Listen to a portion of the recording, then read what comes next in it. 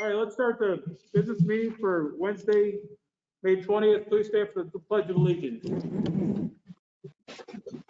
Pledge of Allegiance to the flag of the United States of America and to the republic for which it stands, one nation, under God, indivisible, with liberty and justice for all. If you're ready. Okay, Councilman Scaringi, Present. Councilwoman Resnetti, Present. Councilwoman Riley, Present. Councilwoman Friedman, Present. Councilman Burns, Present. Councilman Strawn, Present. and President Scanlon. Present. That's all 7 here. All right, for the record, Sharon, I have no problem wearing a mask. Okay? Thank you, President. You're welcome. Let's go to approval of minutes from May 6, 2020 business meeting. Councilman Strawn, please. Thank you, Mr. President. I ask for unanimous approval of the minutes from the May 6, 2020 business meeting. Second. All in favor? Aye. Aye. Anybody opposed? We're on the public comment now? Correct. All right, let's start the public comment section of the meeting, please, and we'll let Lee see if he gets any phone calls in. Okay, the phone number to call if you'd like to participate in public comment, it's been posted to the website under tonight's meeting, but also the number, if you'd like to call now, is 607-772-7101. That's 607-772-7101. And we'll wait about 60 seconds, see if anyone calls in. Look at that, huh? Hi, you're calling for public comment? Hello? Hi, yes. So we'll put you on speaker for public comment. Okay. Once you go on, just state your name and where you're from. Thanks. My name is Beth Smalt, and I'm a public health educator at the Broome County Health Department and the Community Engagement Coordinator for Tobacco-Free Broome and Tioga. I'd just like to go over a little bit what our work does. Our work includes helping to create healthier communities by addressing the impact of tobacco within our communities. Can you ask if she's a Binghamton City resident, Lee? And its impact on communities and help make tobacco use less of a normal environment. Sorry, Elizabeth, sorry to interrupt you. Are you a City of Binghamton resident? Yes, I am. Okay, great. You can continue. So we educate about proven methods to help reduce tobacco use and its impact on communities and help make tobacco use less of a normal environment. This decreases youth initiation rates and assists adults trying to quit. Back in 2014, Binghamton was recognized and commended for being one of the first municipalities in the state to adopt a tobacco retail marketing policy to help reduce youth exposure. This was passed unanimously by the City Council. Over 30 local businesses signed letters of support for the adoption of this policy. As I'm sure you're aware, the market has changed since 2014, and we need to look at the flavored tobacco products that are being marketed towards kids. Tobacco companies heavily market their products to socioeconomically disadvantaged communities, primarily through local stores. These communities are exposed to more tobacco retailers, more prolific and prominent tobacco advertising in these stores, and more frequent and steeper tobacco price discounts. The result? Despite decades of declining smoking rates, groups with low income and less education use tobacco products at significantly higher rates compared to their more affluent and educated peers, and they disproportionately suffer from tobacco-related disease. Low socioeconomic status youth are more likely to live within walking distance of a tobacco outlet, and higher density of tobacco retailers is associated with higher likelihood of youth smoking or ever smoking. Your neighbor, the village of Endicott, was equally concerned and passed a licensing policy this year. This includes requiring a local license for the sale of any tobacco product, addressing violations including the sale of individual cigarettes, also known as loosies, restricting tobacco retailers from existing within 1,000 feet of the school, and capping the number of tobacco retailers in the village. retail marketing laws are working throughout New York State and hasn't shut any businesses down. Tobacco-free Broome and Tioga, as well as the Public Health and Tobacco Policy Center, are available to assist you with updating the current policy that is in place, and I can be reached at 607-778-2885. Thank you very much for speaking. All Thank right. you. Thank you.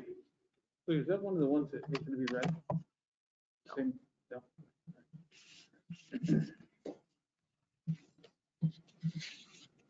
Looking out the number again. All right, so that number again, if you'd like to participate in public comment, is 607-772-7101.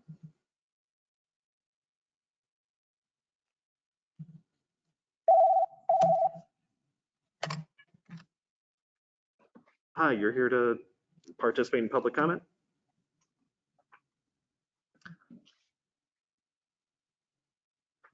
Okay, hold on, I'll put you on speakerphone, okay? Okay. Okay, this is Jenna Layton. She is a City of Binghamton resident. Hi there, yes, I'm a Binghamton City resident. I'm also a prevention educator in Tioga County, and I work closely with Tobacco-free Broome, Tioga, and Broome County and Tioga County Health Department. And I just wanted to call in and give my opposition for the third variance to add in another convenience store near on Shenango Street. As a prevention specialist, you know, it's really important that youth are not being exposed to tobacco advertising. It's, you know, the detrimental effects that advertising has on the adolescent brain and how those ads draw kids in through their colors and placement and product placement as well. It's just, there's really no need to have another third store on Shenango Street that's very accessible to youth.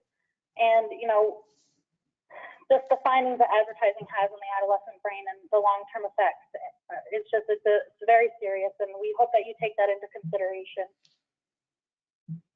Thank you very much for calling. I appreciate it. Thank you. No problem, thank you. Thanks. Okay, so that number again, if you'd like to call in, is 607-772-7101.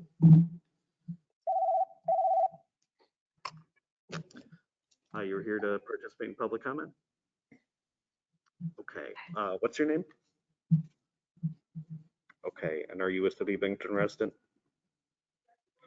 Okay, I'll patch you through. Okay, can you hear us? Please state your name. Yes, I can. Hi, my name is Miranda Bickham, and I'm a New York State reality check youth for Tobacco-free Broome and Tioga. I just wanted to share some information with you all today about the youth exposure to tobacco products and marketing. Tobacco companies spend billions of dollars marketing their products in the retail environment. Exposure to tobacco marketing in the retail environment is a significant driver of tobacco use because it normalizes tobacco use, promotes appealing flavors, and triggers impulse purchases by addicted users. The U.S. Surgeon General has concluded that tobacco marketing, including at the point of sale, causes youth to begin smoking. Studies have found a direct positive relationship between tobacco advertising and likelihood of youth smoking, regardless of youth impressionability. Exposure to retail marketing distorts youth perceptions of availability, use, and the popularity of tobacco products, including e-cigarettes, and increases the likelihood of smoking initiation. So what can local communities do about this? You can limit the number of outlets at which tobacco products may be sold, like reducing exposure to retail tobacco marketing is an effective way to reduce youth initiation and support tobacco users who want to quit, or possibly limiting the locations where tobacco sales are permitted. Reducing the prevalence of tobacco sales near youth-centered places reduces the exposure to pro-tobacco marketing and other environmental smoking cues and may have a significant impact on youth smoking initiation. Tobacco use remains the leading cause of preventable death. Regulating tobacco products, including their marketing, sales, and use, can be an effective way to reduce tobacco use and benefit public health. Thank you. Thank you for speaking. Thank you. Thank you.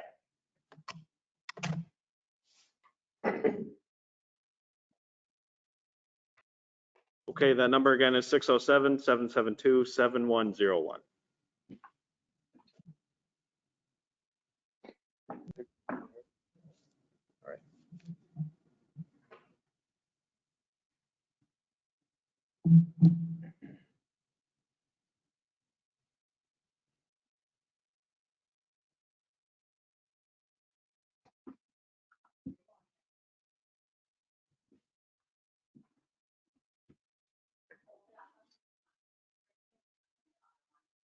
Lee, as we're waiting, were there any written comments submitted either via email or otherwise for this meeting? Yes, we received 2 emails from city residents. They were both in opposition of approving the legislation involving the tobacco variants. If you want to give that number again and then read those into the record while we wait, provided they're less than 5 minutes each, we can do that. Sure, and there is non-residents that send in emails also, so we'll have to waive the rules at that point, right? Yes, exactly. You'll have to make a motion to waive the rules. Motion to waive the rules. Second. Rules are waived. All in favor? All in Aye. favor? Aye. Aye. Good. Okay. So the first one is from April Anthony. And she's in opposition of approving introductory number 020-49 for this evening. The second one is Krista Monaco. She's also in opposition of introductory ordinance 20-49. And then we have 3 from residents outside of the city. David Chilson, he's also in opposition of 0-20 or introductory ordinance 20-49. And Maria Fabrizi, she's also in opposition. And the last one is Sharon Fisher. She's also in opposition of introductory ordinance 20-49. Sure. The councilwoman is recognized. Thank you. Are you not reading the contents or are you just doing a summary? Sure, do we have to read the contents? Usually with email, that's at the discretion of the president. It has been council's practice to read the text that is sent. All right, Lee, go ahead. We're gonna read the context. Okay. So the first one here from April Anthony. Hello, I'm writing to you not only as not only a concerned resident of the city of Binghamton, but also a concerned teacher from Theodore Roosevelt Elementary School in regards to adding yet another tobacco retailer near our school. At this time, there is a zoning policy restricting tobacco retailers from opening within 500 feet of any school. However, there have been variances granted to 2 tobacco retailers so they could open within 500 feet of our school. Why is this being allowed? Obviously, this zoning policy was created for a reason, to prevent our youth from being influenced by the marketing and advertisements as these retailers that they have to walk by on their way to and from school every day. Children are highly influenced and very impressionable. They do not need to be exposed to an incredibly unhealthy habit at such a young age. Our students deserve more. We need to do better and be better about our children. Rather than granting a third variance and having a third retailer near our school, the zoning policy from 2014 needs to be adhered to. Thank you, April Anthony. So the second one we received is from Krista Monaco. Hi, my name is Krista, and as a resident of the city of Binghamton and as a teacher at Theodore Roosevelt Elementary School, I have to say that I have some major concerns in adding another tobacco retail store in close proximity to the elementary school. Having young kids and very impressionable minds walk by this retail store every day worries me. The exposure to tobacco marketing on a daily basis, I feel, would encourage kids to begin a habit that is not healthy. At a time in our society when health seems to be most important, subjecting young kids to this unhealthy habit seems absurd. Krista Monaco. Next, we have David Chilson. Binghamton City Council members, thank you for the opportunity to share a concern on behalf of the children of the North Side. My name is David Chilson, and I am I'm the principal of Theodore Roosevelt Elementary School. I've been principal at Roosevelt for 18 years. I'm a father of 4 and principal to thousands. Our school typically consists of over 400 children ages 4 to 11. Actually, the number is closer to 500 as our school's mobility rate is one of the highest in the southern tier as we turn over children weekly. We gain and lose students from all over the country and the world. Over 98% of our students walk to and from school every day. The majority of children walk from Roosevelt toward downtown using Shenango Street twice a day, coming to and going home from school. They live on the streets along Shenango Street, town and country apartments, and some more aside in the soon-to-be open new apartment complex. In 2014, the city of Binghamton passed a zoning policy restricting tobacco retailers to open within 500 feet of any school. I am curious as to why this policy was created and passed, but this would be the third variance permitted that directly affects the children at Theodore Roosevelt Elementary.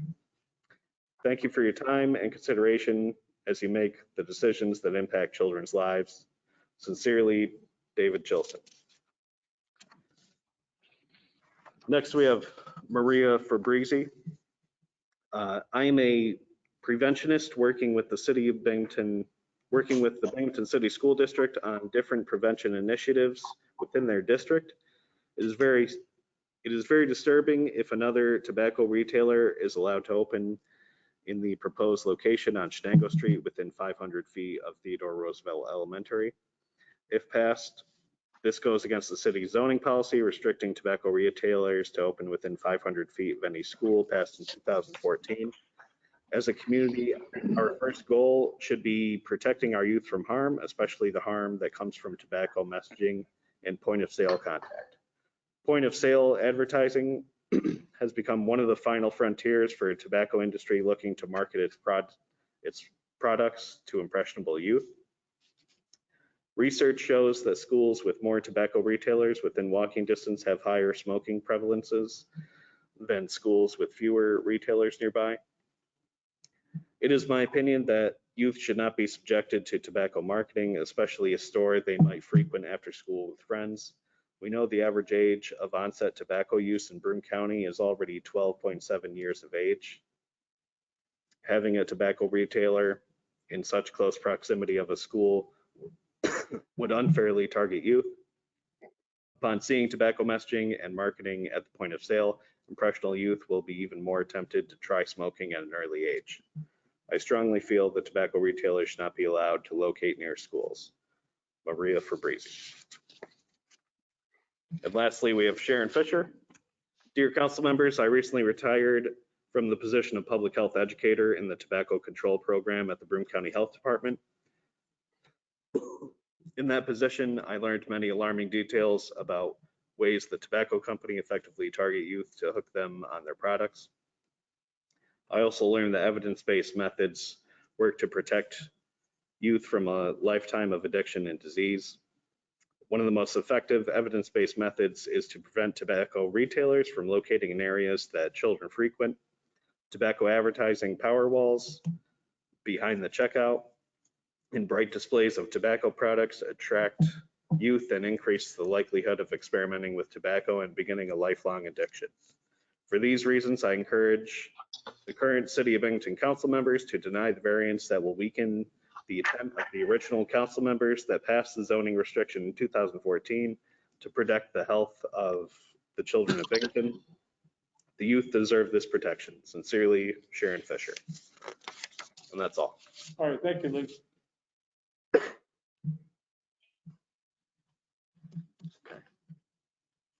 We can move on to the We'll- preferred agenda. We'll close the public comment section and move on to preferred agenda. Would anybody like anything removed for the preferred agenda? All right, hearing none. Move on. Introductory ordinance 20-48, consider parks. Councilwoman Restinetti, please. Thank you, Mr. President. This is an ordinance authorizing the mayor to enter a permanent easement with New York State Electric for electrical services to the new 911 cell tower at Ely Park Golf Course. I think I needed to say I stand up and ask for unanimous consideration. Second. Thank you. Sure, should you read that again, and we're all right? That's fine. Okay, thank you. Questions or comments on this? Call the question, Mr. President. Question been called? Councilman Scaringi, Aye. Councilwoman Resnetti, Aye. Councilwoman Riley, Aye. Councilwoman Friedman, Aye. Councilman Burns, Aye. Councilman Strawn, Aye. President Scanlon. Aye. That's 7 ayes, 0 nays. Introductory ordinance 20-48 passes. Introductory ordinance 20-49, consider planning. Councilman Strawn. Thank you, Mr. President. I ask for unanimous consideration of introductory ordinance 20-49, an ordinance to allow the sale of tobacco products at 494.5 Shenango Street. Second. Questions or comments on this? Yes, this is Councilwoman Friedman. Okay, yes. Thank you, Mr. President. This is at least for me, a very tough decision. And I actually made myself a pros and cons list. I physically wrote it down, because I wanted to consider all sides of this decision. I would like to say, so I spoke to the business owner, and while I don't necessarily, his views don't necessarily reflect mine, but I do feel like it is my responsibility as his city council representative to pass along to you what he said when we spoke. So he was saying that had he known 6 months ago that he would have had to jump through all of these hoops, he probably would not have purchased the property. He said that he did a lot of cleaning up of the building and also purchased the property next door to try and bring business to the north side.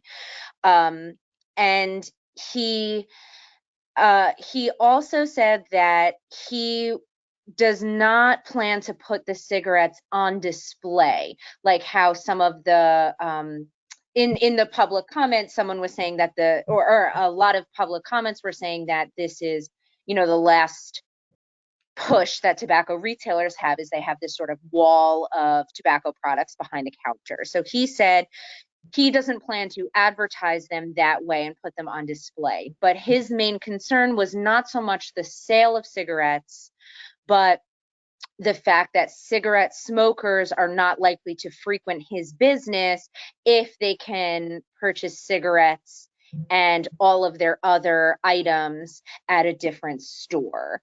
So it's more about capturing that market of people rather than the sale of cigarettes himself. And yeah, he says he's been waiting for a long time to get this to pass. He's gone to all of the meetings and feels like he's kind of been, jumping through a lot of hoops to get here. So I did want to fairly represent his point of view and, pass along what he said. On the other hand, I do also believe that the zoning variant, or rather the zoning code, should be the rule and the variances should be an exception. And if we keep passing exceptions, then what is the point of having this statute in the zoning code if we are not going to uphold it. And we're not saying, you know, let's say if we do vote no, we're not saying no, you can't open a business, but you know, you still can sell other products. So that being said, this has been a tough decision for me, and I find that, you know, when I talk to different people, whatever their point of view is, I'm able to be swayed because I think there are valid points on both sides of this. And I would like to have a discussion before we vote on this.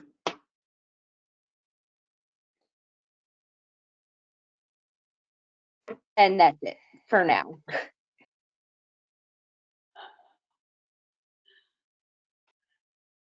We're good? Yeah, we're good. So I guess at this point, we heard everybody's opinion on this on Monday.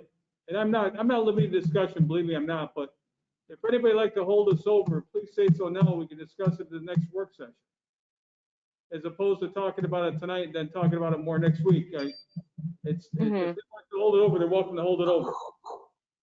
Well, I wonder, would it be appropriate, or, you know, would people be interested in potentially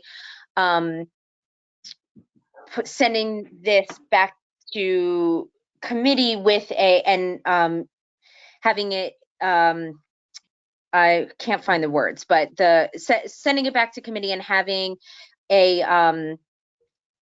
oh my gosh, what's the word? Where it's like a mandate, you know, that we allow this variance with the understanding that the tobacco products will not be advertised or will not be, you know, put on display by the cash register to eliminate the advertising to young children, something like that. I don't know. I'm not saying that's what I want to do. I'm just throwing it out there. I wonder if that's an appropriate course of action to take. Sure. Hold on one second, Aviva. So I'll share this with you. I was on the planning commission for 4 years, and I realized right then, somebody will come in and say they want to do something and get approved by the city and do whatever they want at that point. I wouldn't hang my head on he's not going to advertise, because nobody's going to prevent him from advertising the cigarettes. Like you said, he's not going to. So Sharon, help me out with this. If we hold this over tonight, are we forced to vote on this at the next business meeting? So the quick answer to that is yes, you are. First read legislation can be held over for one meeting. However, amendments to the legislation can be made. So just like ZBA and Planning Commission, site plan approvals can be conditional, right? We grant this on the condition that, for example, advertising walls of cigarettes behind a counter will not be displayed. So you can write that directly into the legislation. It is a difference in the legislation, but council can make verbal amendments to it by motion, and then again by motion vote to grant it. So essentially it would be two votes to make an amendment.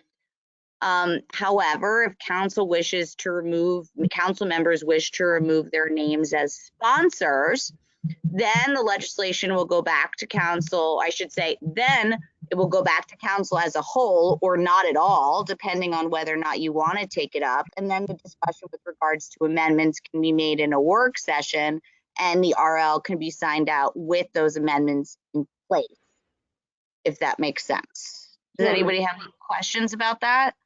Sure, I do. So, all right, let's assume we put into legislation he cannot have a wall advertising cigarettes.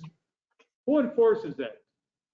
And let's assume we granted him his opportunity to sell tobacco. Who enforces that?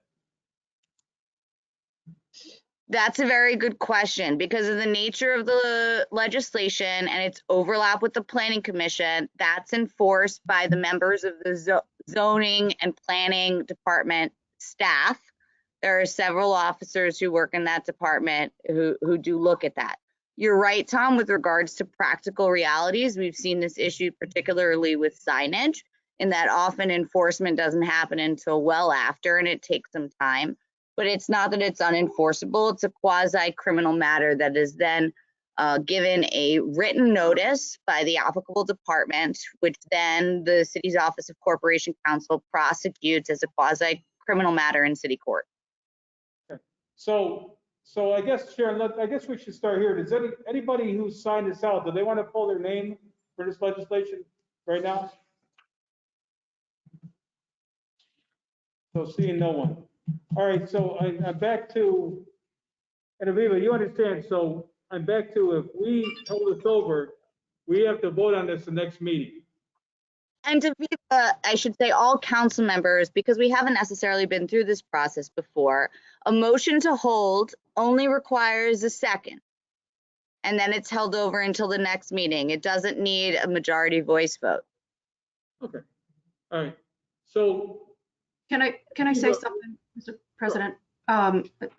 Councilwoman Freeman, I just want to say, thank you for what you just said. I realize this has been a really tough decision for you, and I think by now you all know that it's been a really tough one for me as well. I really struggled, and I really did the whole pros and cons. At the end of the day, I think that nothing's really going to change, and we've discussed this enough. We really have, and I'm not saying that I'm not open to more discussion, but we are called to make some tough choices, and sometimes we're a little bit torn, right?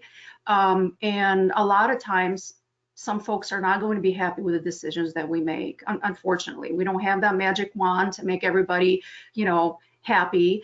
I feel as torn as I am, because I do believe that, additional amendments and restrictions to folks just maybe even complicates things even more. I don't know.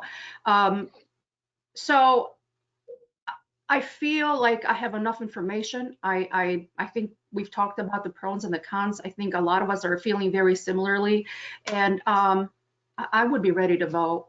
That's just my opinion about where I'm at, and not a disrespect to anybody who might need more time. I mean, I'm open to whatever we collectively decide. But I would be ready to vote tonight. I don't know that we can really gather any more information about this, and I feel that we've had discussions. So that's just my thoughts. anyone else? Call I love the question. due Go ahead. Sure, go ahead, Angela Riley. Councilwoman Riley first, please. Thank you, President Scanlon. This is, again, I think we all are torn. We're torn because of what this change or this request to change to our legislation does. It speaks volumes. We know that anything we vote on also sets a precedent. And so it's hard. We also want to show future business, future entrepreneurs that we are open and supportive, which I think we all know. We support new businesses. We support new infrastructure. We are that council. However, we heard a lot of truths today, either via telephone or via email, about not only the area in which this structure is being developed, but the risk to our children. So again, we represent our own lived experiences, but we also vote on behalf of those in our respective districts. So when we say that, we have to think about not only the business owners, but the parents who are afraid that this might happen in their neighborhood. We have to think about our children who think vaping may be cool because they saw somebody do it or buy it or whatever. So again, we have to think beyond ourselves, think about our districts, and then think about the overall impact that what we do today will do on all future legislation and all businesses. I support this gentleman and his entrepreneurial spirit, and I believe he could be successful without cigarettes. So I'm not sure I will support whatever the council decides in terms of holding over and readjusting the legislation. However, I'm not sure if we adjust or make amendments to what's here, that it will be enforceable. We've had conversations about laws that exist that are not enforced now, right? So we have to be realistic, and we have to think about not only ourselves, but those we represent. Thank you, Councilwoman. Councilman Burns, please. Thank you, Mr. President. I was just going to say I love the due diligence that Councilman Friedman did and giving us both sides. What touched me the most of what I heard was the gentleman who I think we all met him when he came to our meeting a few weeks ago or a few months ago. But he said that he wouldn't have even bought the building had he known that he had to jump through all the hoops. And I was at the planning meeting with Councilman Strom, and we saw that he's there. He's did everything that they told him to do, you know. So Councilman Riley and Councilman Friedman, and I actually spoke to my daughter today, who's a principal down in Vestal. She agrees with you two. So I went over it with her, but she understands both sides. And then when I left babysitting today, I went and I drove over to the store, and I drove around the school, and I saw the other two places that sell the cigarettes, and his is actually quite farther away than those two. Yep. I don't know how he would advertise, because it's a storefront. It's not like a corner. It's not like he's going to put the big sign up. I don't know what he can do, but it's going to be, it looks like it's going to be more laid back than the gas station. But that's it for me. Thanks. Anyone else, please? Councilman Riley. Yes, go Thank ahead. Thank you. One more thing. When we buy property, we assess where the property lies. If there is a zoning ordinance that is in place, we follow the zoning ordinance. We don't expect a variance based upon historical perspective or historical activities, actions. You wouldn't buy a house next to a liquor store if you did not want to live near a liquor store, because you know how it's zoned. You can't expect something to occur just because of what happened in the past. This is the first time City Council has had to discuss such a variance, an override. So I just want to highlight that as well. Thank you. Anyone else, please? Mr. President, can I say something? Yes, Councilman Strong. I'm struggling with this way more than I thought I was going to when I was at the planning meeting. I do want to say, I appreciate what Councilwoman Riley just said. I do think after the planning commission, I'm struggling more. I know I'm maybe looking at this way too simplistically. I drove by today. I happened to be at Ely Park and drove down the hill when I came home, right by it. It's a lot farther than those other two stores, and it's more than 500 feet walking. I think he wasn't thinking through fences of a straight line where you can't get through that way. So it's more than 500 feet how you would actually have to get there. So I think he was thinking walking distance, not like a drone. I just throwing that out there. I think, but I agree. You're supposed, when you buy the property, you can't just assume you're going to have whatever. But this is way tougher than I thought. I wouldn't necessarily be in favor of doing a planning thing, even though I'm in charge of that. But I will be honest and say I would be in favor of some kind of an amendment, even though it's hard to enforce. It at least holds him accountable to himself with what he told Councilwoman Friedman. And I know that might muddy the water, but I just didn't think about that till now, but I would be open to at least discussing that. And my sub question is, can the council themselves hold him accountable by rescinding if he does not do that? Or does it have to do you turn it totally over to zoning and to the other parts of the city if we were to vote yes, but with an amendment that holds him to what he told Councilwoman Friedman that he would not do from a marketing standpoint? Sure. Councilman Strawn, I think that's a really interesting question. I do think, based off of the fact that it's been changed from zoning, which is a zoning variance. This is an exception, as a point of clarification, not a variance. That you can write it into the legislation to be subject to revocation. Absolutely. Unlike zoning variances that run with the land, and have I should say similarly, in zoning variances that run with the land, if there's a violation of any of the conditions, it can be subject to revocation. So council surely has that authority as well, and it can be written into the legislation. So if that's something that council wants to consider, potentially holding it over with one motion, only one person has to do it, and a second, in a discussion at the next work session, we could potentially draft that up after continued deliberations. If it's something that council members are struggling with. What I hear from Councilman Ressinetti and Councilwoman Riley is that regardless of the conditions, enforcement is problematic, or that conditions don't necessarily change council's vote on the matter.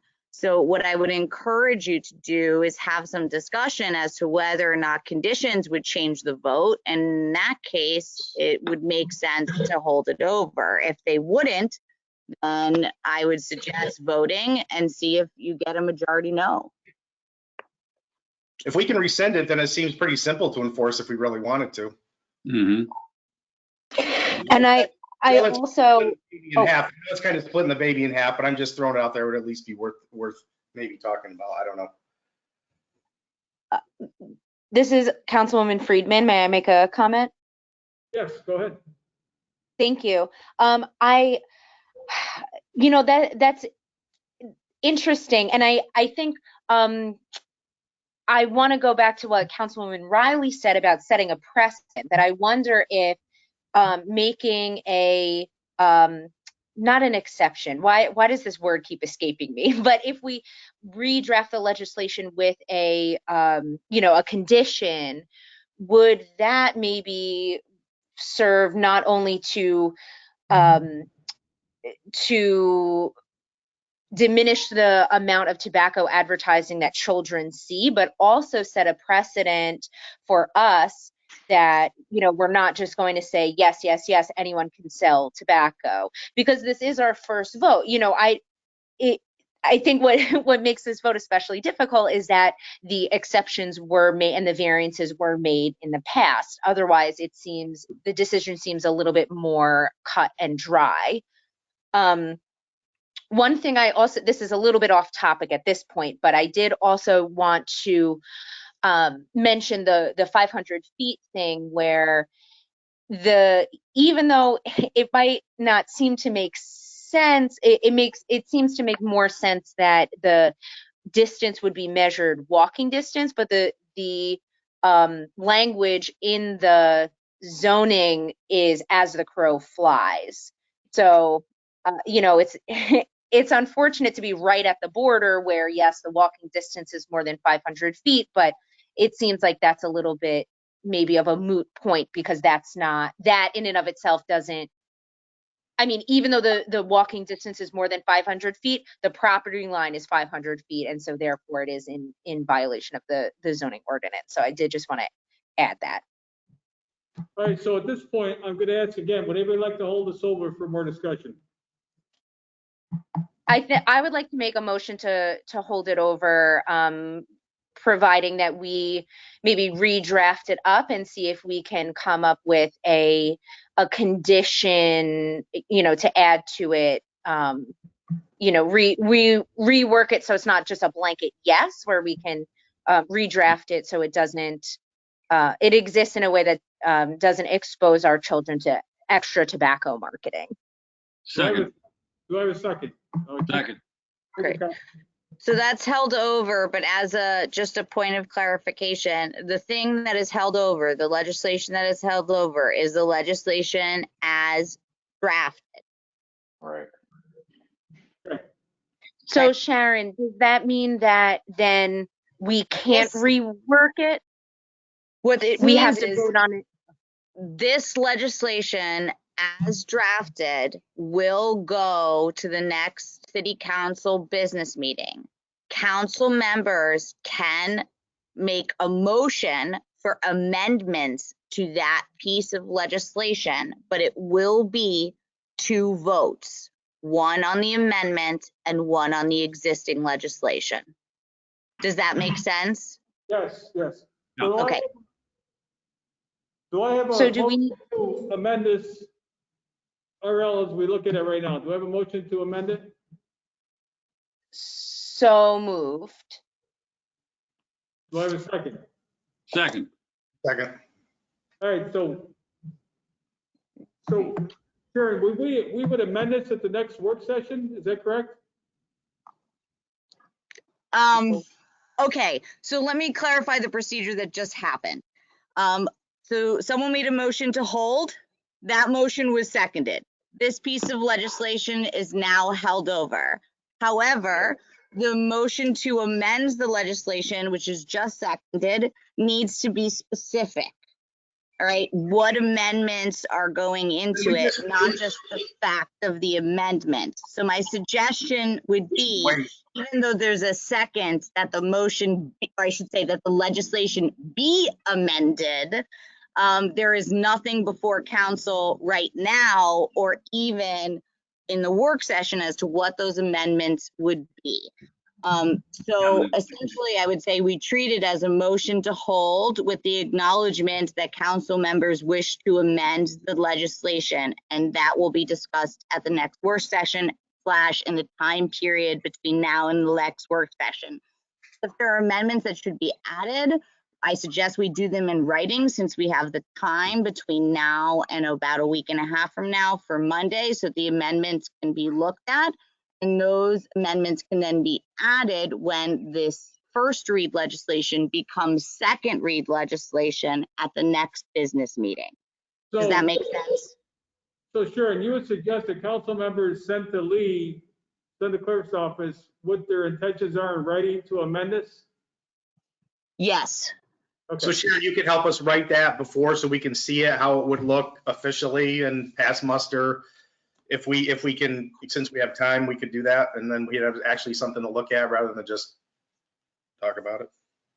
Yes, my suggestion is, other than amendments that are not dispositive, i.e. technical errors in legislation, you know, numbers, Councilman Scarinci, Scanlon, and Restinetti have seen us do those verbal amendments on the record. If there are substantive dispositive amendments, I do suggest that they be put forward in writing and new legislation be drafted. And it may be, come the next work session, we actually are presented with 2 pieces of legislation, one in which we vote no for example, and one in which has the amendments. And how that plays out is really up to council. Can I ask, maybe as the chair of the planning committee, that I ask Councilwoman Friedman as a member of the planning committee to work with you to come up with something that reflects the conversation that she had with the landowner? Not that it has to be exactly what he said, but that's kind of where my mind's at. Because it sounds like what he said makes sense. It just has to be worded in a official way. So that we can look at that and you know, in essence, hold him accountable to what he said that he wants to do. Absolutely. So the clerk's office, we could do the legwork on this and coordinate with you guys in Corp Council and try to come up with a definitive amendment that we can present. That'll save us some time on that Monday without just endlessly bantering about it. At least we can see specifically what we would be voting. And then I'm assuming you'd vote on the amendment first, meaning that let's say you said if the amendment passes, maybe I'm for it. If the amendment doesn't pass and I'm not, then the amendment could be voted on first, or no? I'm assuming it would be. Exactly. So I apologize, Councilman Riley. So the process would be At the second, I should say at the next business meeting, this will come up, the second read legislation. At that point, some member of council would stand and make a motion to amend the legislation to be X. That would be seconded, and then everyone would vote on that, and then you would vote on the RL as amended. Sharon, what if we did this? What if we had Lee, like you said, come up with some writing on this and then submit it to us, in the next couple of days, so we have plenty of time to look at that and give the comments back to him. Does that make sense? Yes. Okay. Councilman Riley. Yes, that was going to be, thank you both for recognizing me.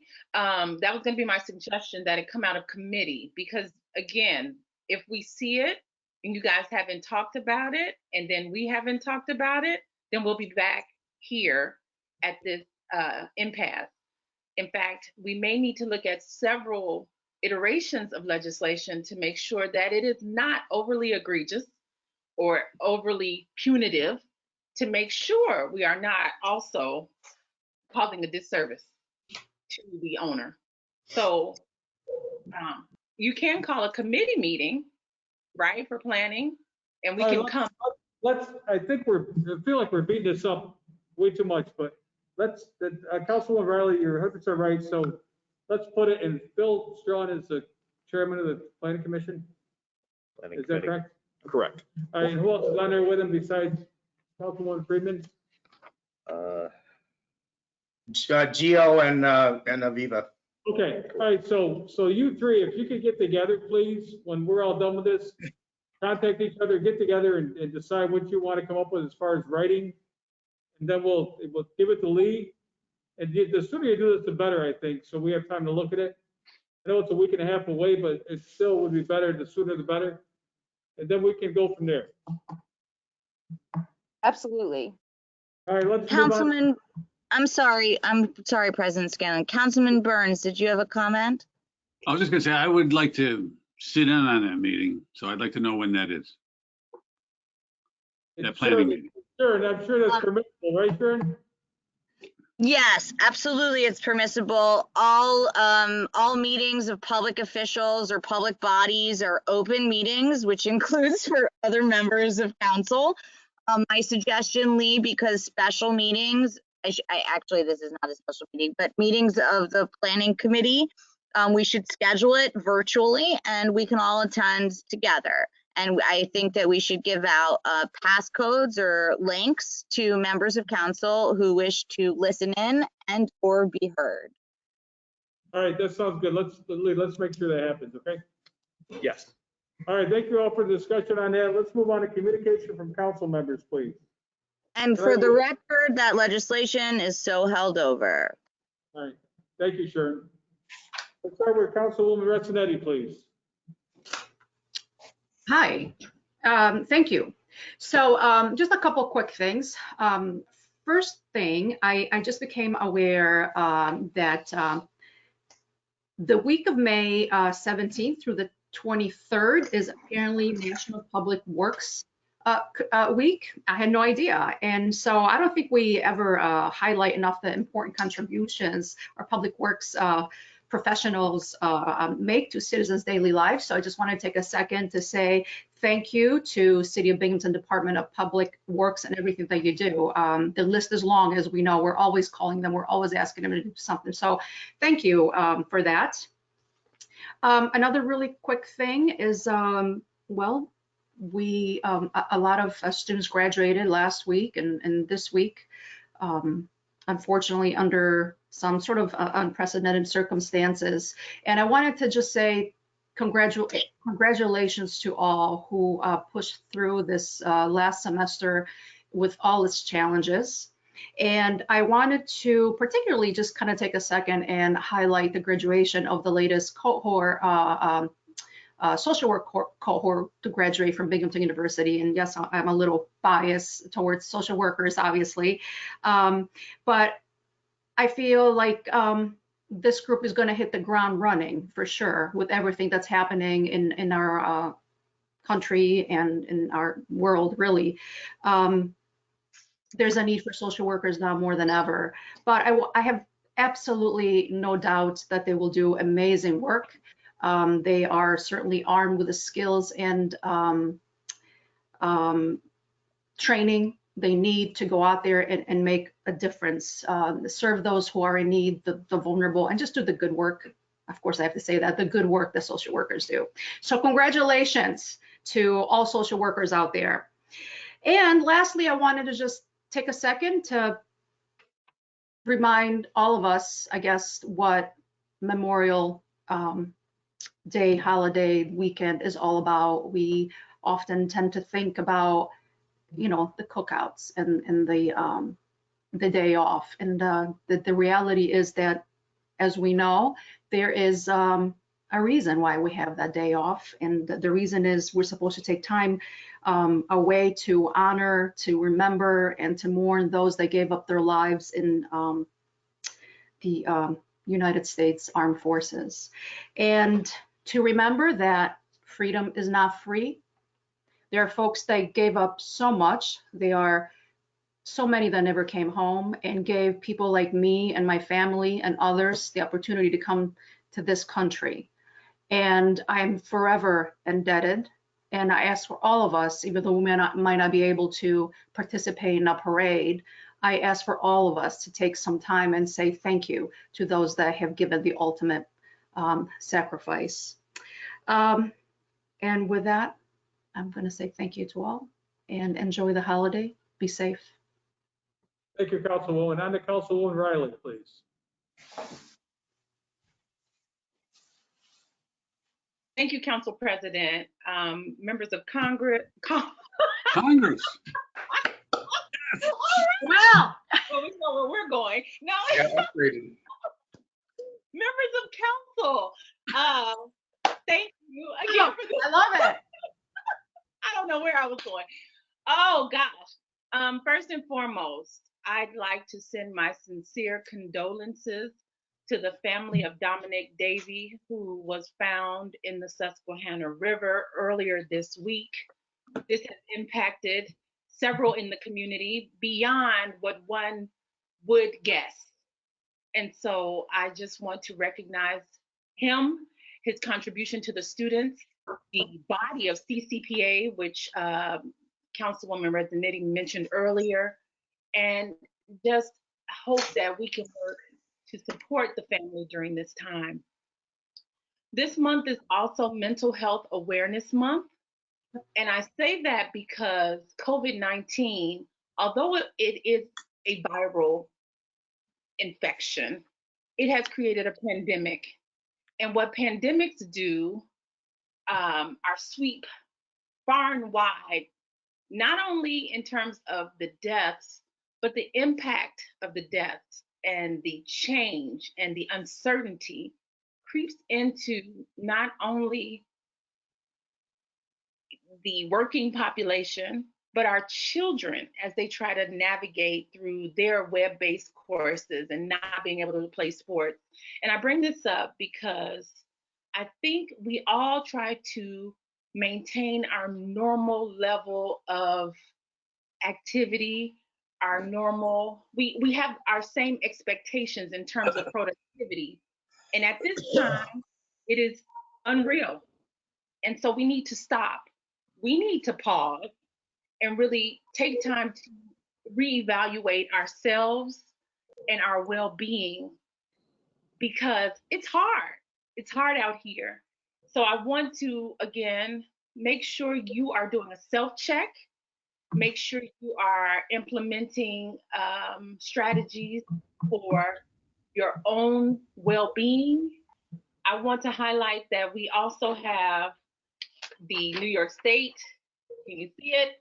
COVID-19 Emotional Support Helpline, which is available.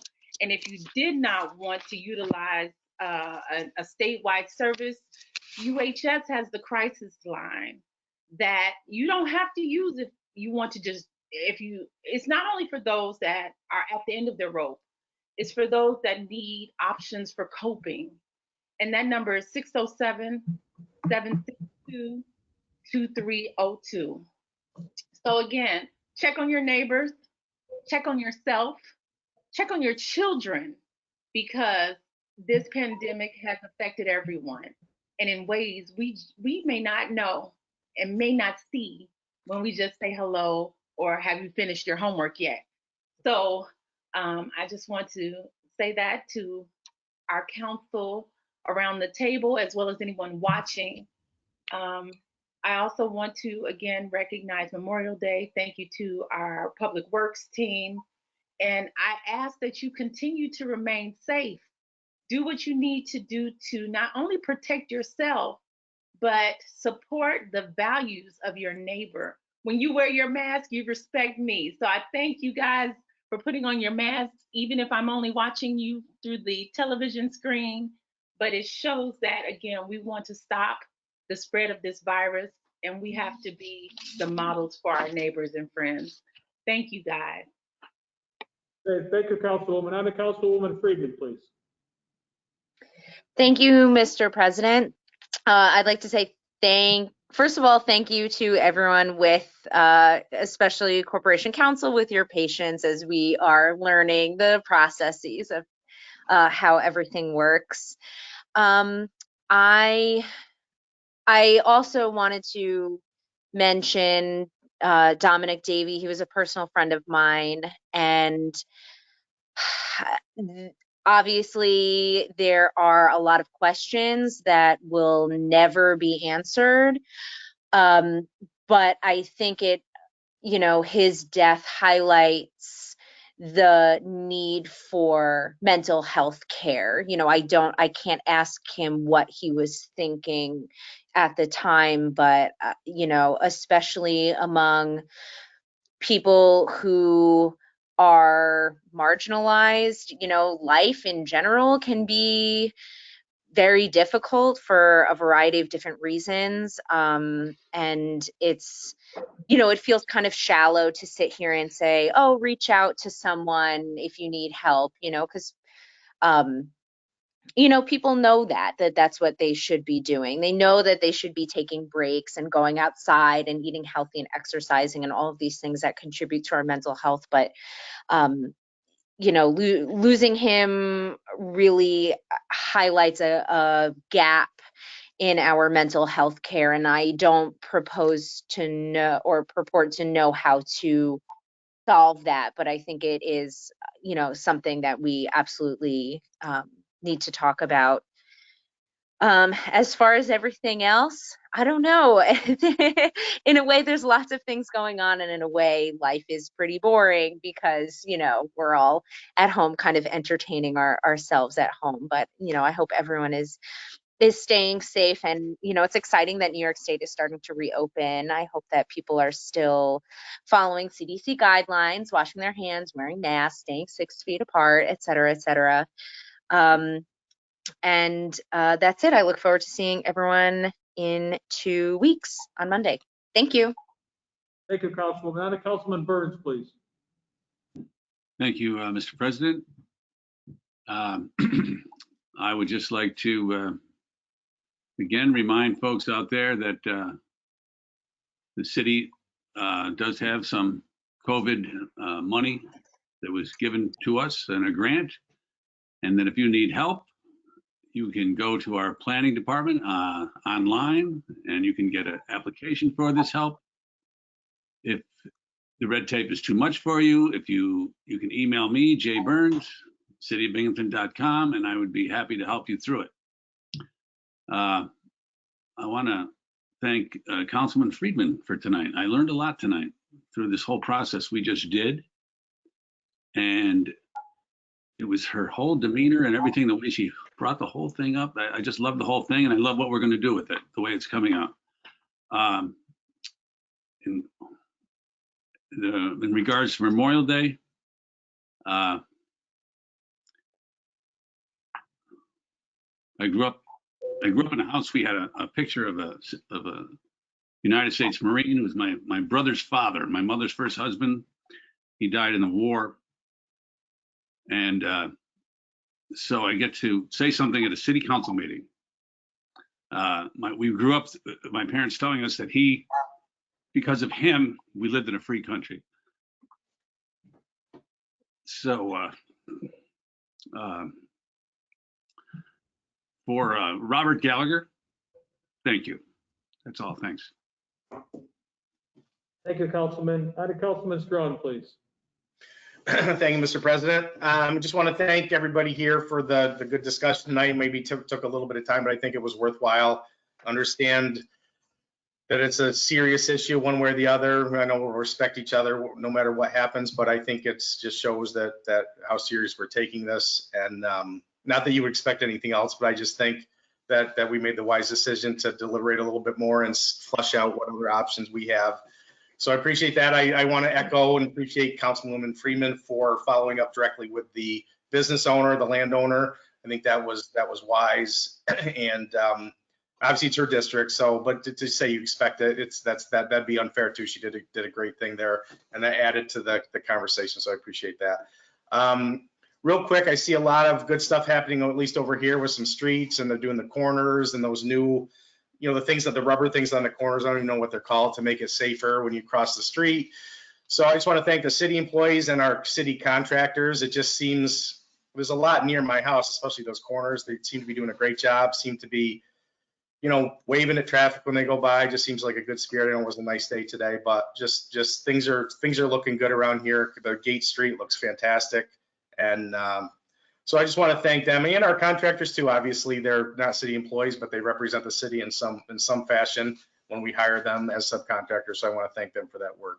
And just a quick reiterance from what's already been said, to just utmost thanks for the people that have given the ultimate sacrifice so that we could be doing what we're doing right now and being able to talk about these things and that's what it's all about, that the fact that we can deliberate about these things and still respect each other. And that has to do with the people that fought and gave the ultimate sacrifice over all these years to get us to this point. So I want to thank them as well. And, as we enjoy the nice weather for once, which is something to smile about over the weekend, that we don't lose sight of that if we do a socially distanced barbecue on Monday. So have a great weekend. Thank you, Councilman. For the record, those corners are called handicap ramps for your future What are reference. they called? Handicap ramps. Okay, cool. All right, thanks. Councilman Scaringi, please. Thank you, Mr. President.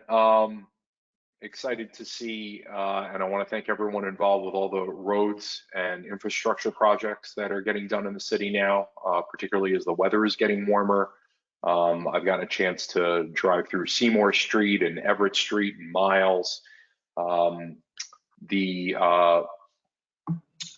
Glenwood Ave is finally reopened. It came back open up yesterday, so that's a major thoroughfare coming off of Clinton Street there. So it was great to see that. So I want to thank everyone involved with that as well. Want to remind all of our residents, obviously, good chunk of the city has already had their garbage pickup already. But if your garbage pickup was earlier this week or tomorrow or Friday, please remember that we are now using blue garbage bags again. So make sure that you make that switch if that's something that you haven't gotten to yet. Want to congratulate all of the graduates in the local area, especially getting through such a very, very difficult semester. And I hope everyone has a great weekend. Happy Memorial Day. And just remember that all gave some, but some gave all. Thank you, Mr. President. Thank you, Councilman. I'll take a motion to adjourn. So moved.